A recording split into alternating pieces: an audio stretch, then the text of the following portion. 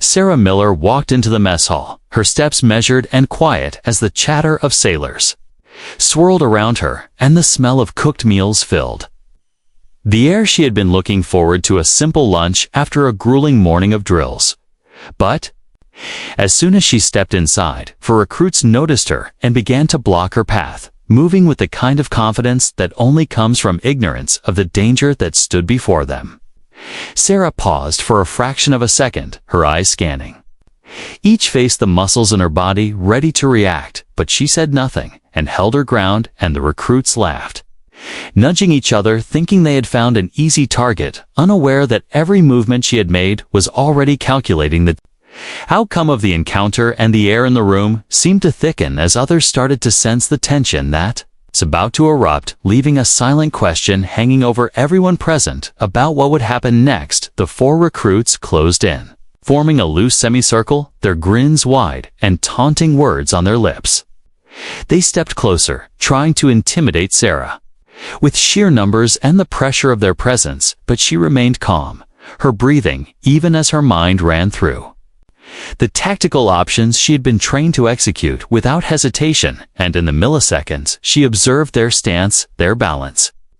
their focus. She realized the fight would be over almost before it began, and the mess hall seemed to hold its breath as if anticipating a storm that had not yet arrived. And Sarah shifted slightly, placing herself in a position that allowed maximum control with minimum risk, and a flicker of doubt passed across the faces of the recruits, leaving a tiny crack in their overconfidence that hinted at what was about to come. Suddenly, Victor, one of the taller recruits, lunged forward, trying to grab her wrist, but Sarah sidestepped smoothly, twisting his arm behind his back with a controlled motion that caused him to stumble forward. Her other hand moved with precision, catching another recruit by the shoulder and pushing him into the nearest table with a force that was enough to knock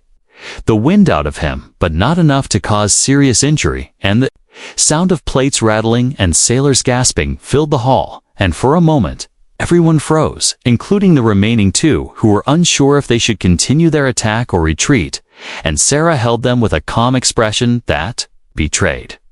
no effort at all, and it was clear in that instant that the balance of power had shifted, leaving everyone waiting for the next move that would decide the out. One by one, Sarah moved through the recruits, her actions quick but deliberate, avoiding unnecessary harm while asserting control over the situation, and each maneuver demonstrated her skill in a way that was shocking to those who had underestimated her. And as she disabled Victor completely, she glanced toward the remaining two, who now hesitated, unsure how to proceed, and the room was filled with an electric tension that seemed to make every second stretch impossibly long, and whispers ran through the crowd about who this woman was and what she could do. And even the cooks and officers who were on break stopped to watch the unfolding drama. And in that instant, Sarah realized that this encounter would be remembered long after the meal was over, leaving her focused on the immediate threat while sensing the ripple effect of respect and fear growing around her and Mark. Another recruit attempted a feint, trying to distract her, but Sarah anticipated the move, reading his body language. Like a book, she moved with lightning precision, using his momentum to guide him into a harmless but humiliating fall onto a bench, and the sound of the impact echoed through the mess hall, drawing every eye toward the center of the confrontation. And for a moment, the hall seemed suspended in time as people tried to comprehend what they had just seen. And Sarah held her stance, her eyes never leaving the final recruit, whose confidence had begun to crack, and the silence was broken only by the shallow breaths of those who had watched the rapid display of skill. And the remaining recruits swallowed hard, unsure whether to continue the confrontation or step back and leave. And in that suspended moment, the room collectively sensed that the next second would determine everything, leaving hearts pounding and anticipation rising for what would happen next. Finally, Sarah turned her gaze to the last recruit, a young man named Ave Lewis, whose face betrayed a mix of fear and stubborn pride. He hesitated, as if the decision to act or yield weighed heavily on him, and Sarah shifted.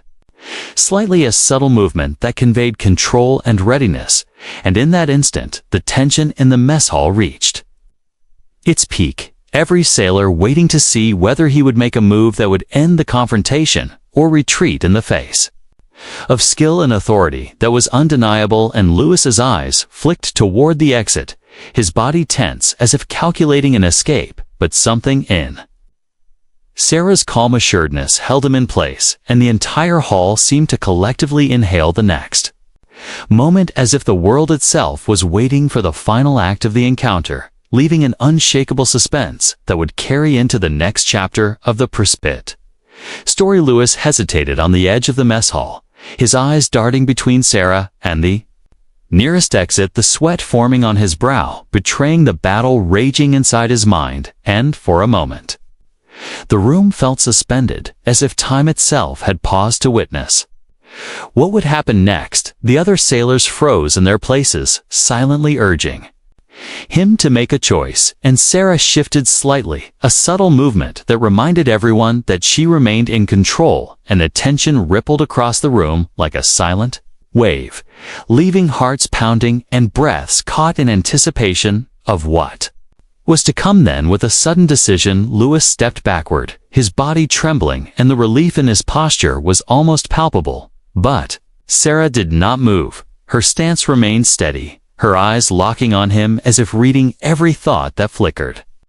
across his mind, and the mess hall seemed to exhale collectively, while still holding a quiet electricity in the air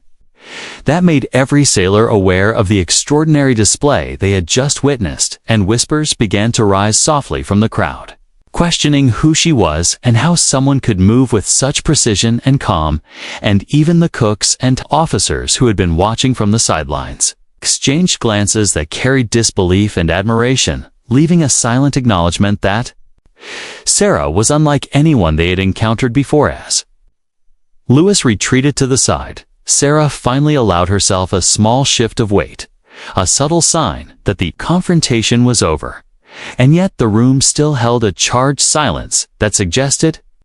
the story was far from finished. And her gaze swept across the mess hall, catching the eyes of each sailor, silently imparting a lesson that strength without control is meaningless, and that respect is earned in the moment, not demanded by words. And in that instant, the atmosphere of the room changed forever. The jokes, the bravado, the reckless energy of the recruits dissolved into a quiet reverence, and anticipation hung in the air like a thin thread ready to snap, leaving everyone acutely aware that something extraordinary had just occurred. The four recruits, now standing apart from her, looked at each other, their faces pale and minds racing with the memory of how quickly everything had shifted, and the reality of what they had underestimated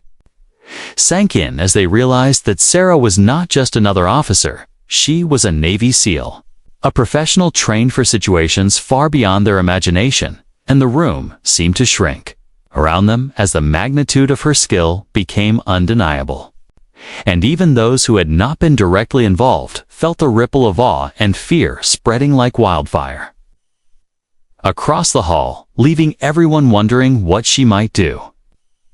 if challenged again, and whether anyone would ever forget the lesson she had just imparted. Sarah turned then and walked calmly to the serving line, her movements fluid and deliberate, like water moving through a stream.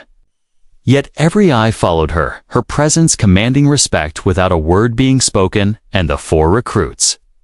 now silent and subdued, exchanged glances that spoke volumes about their fear and newfound understanding of limits and authority. And as she began to fill her tray with food, the room buzzed quietly with speculation about her past missions and the training that had shaped her into someone capable of neutralizing a threat in mere seconds, leaving a trail of suspense in every mind about the untold stories behind her eyes and what other secrets she might carry. Finally, Sarah took a step toward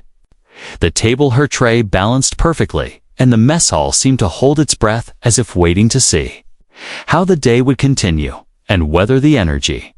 she had introduced would fade or linger like a shadow in every corner. And as she sat down The 4 recruits slowly moved to opposite sides of the hall, avoiding eye contact. Knowing that respect had been earned and the lesson was clear, yet the memory of her skill and the silent authority she wielded lingered in the air like an unspoken